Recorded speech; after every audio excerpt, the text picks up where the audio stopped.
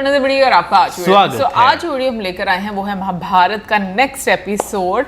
और कल का एपिसोड भी काफ़ी ज़्यादा चीज़ें थी उसमें, हर तरह का एक पहलू था। और आज देखते हैं कि आज के वीडियो में हम लोगों को किस साइड की स्टोरी जो है वो देखने को मिलती है। तो चलिए देख लेते हैं ये वीडियो। कुरुक्षेत्र में ये रातें बड़ी काली हैं।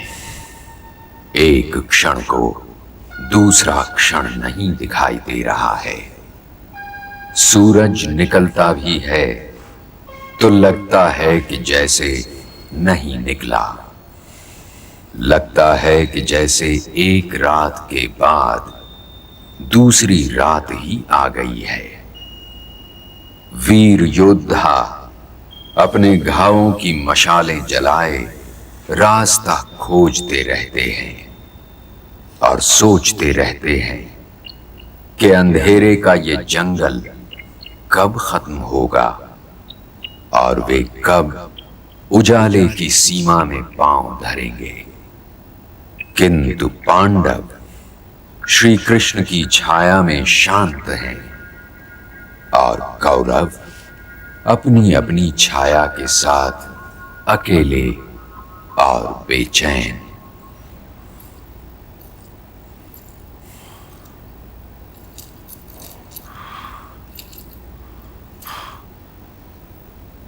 द्वारपाल,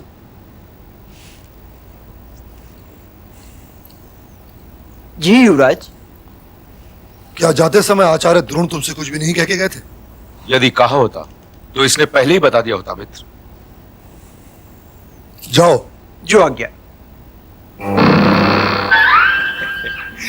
वे अपने प्रिय पांडव शिष्यों से मिलने गए होंगे और उन्हें बताने गए होंगे कि कल वो कौन सा नया व्यू रच रहे हैं और उसकी काट क्या है। काट ये तुम सब मेरी ओर इस तरह क्यों घूर रहे हो?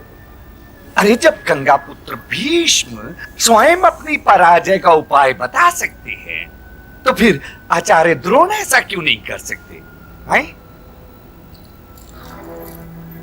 और ये भी नहीं भूलना चाहिए ये दोनों ही महापुरुष निष्ठा की एक ही मिट्टी से बने हुए हैं भांजो। महारथी शकुनी, गंगा पुत्र भीष्म और आचार्य द्रोण जैसे योद्धाओं की निष्ठा पर संदेह करने से बड़ा पाप तो इस रणभूमि में और कोई हो ही नहीं सकता। वो चाहते तो उधर से भी युद्ध कर सकते थे। और यह आपके प्रिय भांजे दुर्योधन का सौभाग्य है कि गंगा पुत्र भीष्म ने भी इन्हीं के ध्वज तले युद्ध किया और आचार्य द्रोण भी इन्हीं के ध्वज तले युद्ध कर रहे हैं। मेरा मन उनकी ओर से आज भी मेला है, किंतु फिर भी मैं उन पर विश्वासघात का आरोप नहीं लगा सकता। उनके ध्वज तले युद्ध करके मैं एक गरिमा का अनुभव कर रहा हूं और यह मेरा दुर्भाग्य है कि मैं गंगा पुत्र भीष्म के ध्वज तले युद्ध नहीं कर पाया। कृपया आप गंगा पुत्र भीष्म और आचार्य द्रोण जैसे श्रेष्ठ योद्धाओं का नाम आदर सहित लिया कीजिए।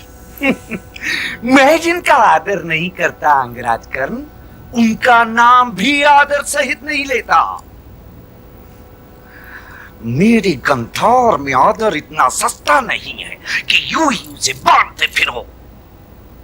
ये माना कि आचार्य द्रोण एक महान योद्धा है, किंतु फिर भी वो तुम जैसे निष्ठावान नहीं है। परंतु मामाश्री, आप इन्हें चुप न करवाओ दुशासन।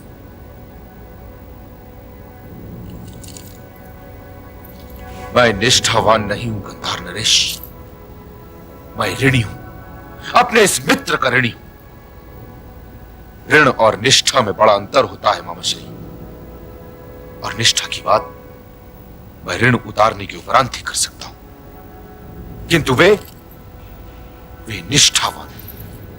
यदि ऐसा न होता तो गंगा पुत्र भीष्म को यह कहने की कोई आवश्यकता नहीं थी कि वे पांडवों का वध नहीं करेंगे।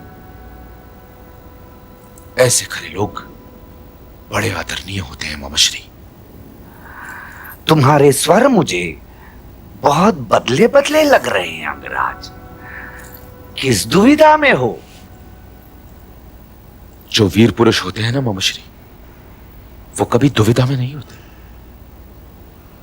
वे यदि कोई अशुद्ध कार्य भी करते हैं तभी मर्यादा का उल्लंघन नहीं करते। किंतु यदि तुम ये कहना चाहते हो कि तुम केवल मेरी ऋणी हो, तो जाओ मित्र, आज से मैंने तुम्हें तुम्हारे उस ऋण से मुक्त किया।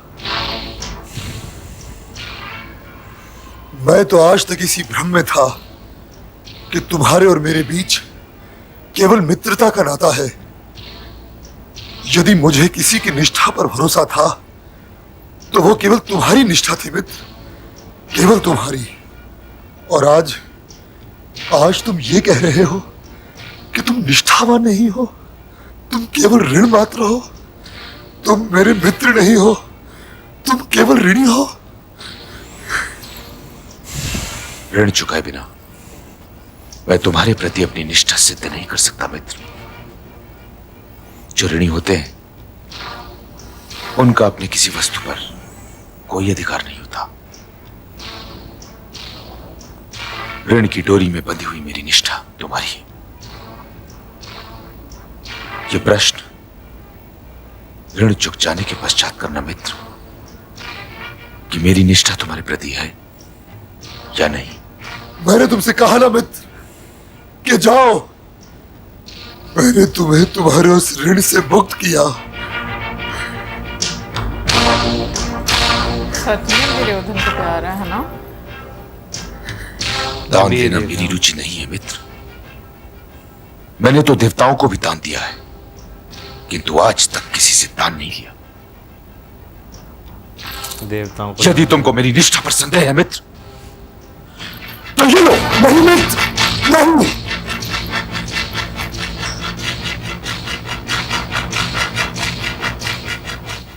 मैं क्षमा चाहता हूं मित्र। मित्रों के बीच क्षमा याचना के लिए कोई स्थान नहीं है मित्र, कोई स्थान नहीं। मित्र, आप कहां चले गए थे गुरुदेव? प्रणाम आचार्य। लेकिन हम अब सब ना तो चिंता में पड़ आशीर्वाद गए नहीं थे देते। कि आप अभी तक। मैं गंगा पुत्र के पास गया था।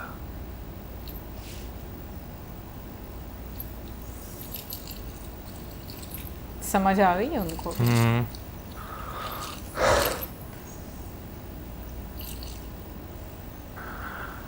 अर्जुन के होते हुए युधिष्ठिर को बंदी बनाना संभव नहीं लगता है कुमार। अर्जुन को मुझ पर छोड़िए आचार्य। मैं भी परशुराम शिष्य हूं अंगराज, और गंगा पुत्र भी परशुराम शिष्य हैं। मुझे तुम्हारी वीरता पर संदेह नहीं है, किंतु अर्जुन फिर भी अर्जुन ही है। विराट युद्ध में स्वयं तुम उसके बाणों का स्वाद चख चुके हो। तब तो हमें वहां चलकर आत्मसमर्पण कर देना चाहिए आचार्य।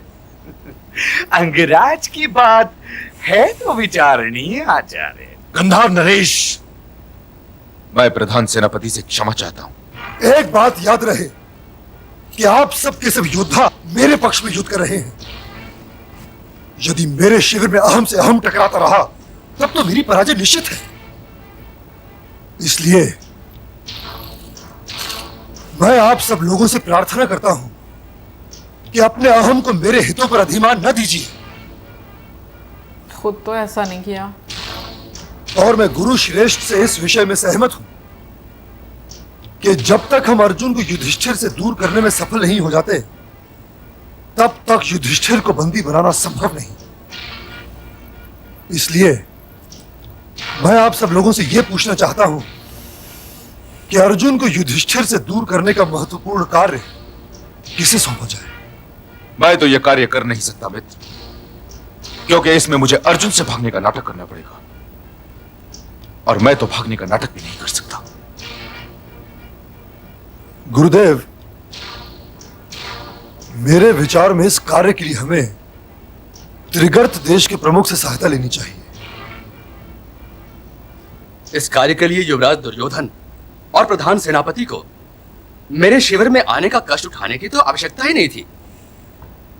हे आचार्य, अर्जुन को ललकारने का अर्थ मृत्यु के अतिरिक्त कुछ हो ही नहीं सकता। किंतु हम हस्तिनापुर के पक्ष में युद्ध करने आए हैं, इसलिए हम दोनों भाई अर्जुन के हाथों अपनी मृत्यु स्वीकार करते हैं। दुख केवल इसका है कि यह कहने आप स्वयं यहां तक आए। यदि आपका द्वारपाल भी हम तक आपका यह संदेश पहुंचा देता, तब भी हमने अपना जीवन आपको भेंट कर दिया होता। इतिहास सदैव